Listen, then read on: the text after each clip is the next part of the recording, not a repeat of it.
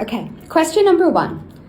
What am I afraid will happen if I actually succeed? Now, this is an interesting one because a lot of people, when they start out in business, they think, or there's an assumption that they are afraid of failure. And that might be true for some of us. But interestingly enough, a lot of people are actually afraid of success and what success may bring with it. So the fear of responsibility, the fear of having to hold it all together, the fear of loss, right? If I have it all, will I lose it? So asking yourself, what am I afraid will happen if I actually succeed? What will change in my life? And what does that bring up for me? Question number 2, what patterns do I notice when I self-sabotage? And what is the fear that sits beneath the behavior? As a therapist, I need you to understand that behaviors are not random.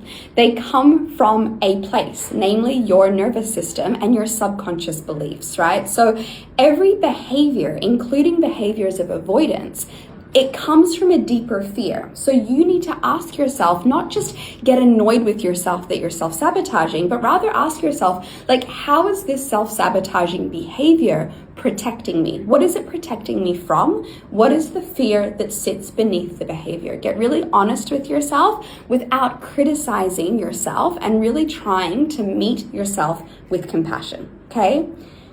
Question number 3.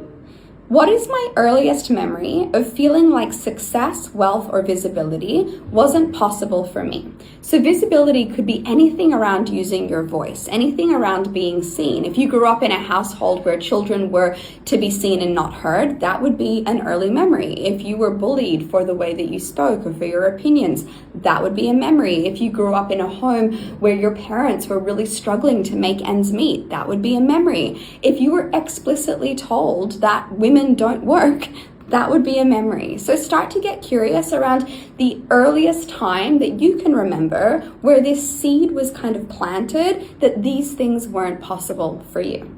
Now, the purpose of these questions is to help you to understand, firstly, that the journey of entrepreneurship is just as much a self-development journey as it is a strategic one, and you will not progress or take action or sustain the growth that you're seeking if you don't address and release and process the fears that are sitting beneath that.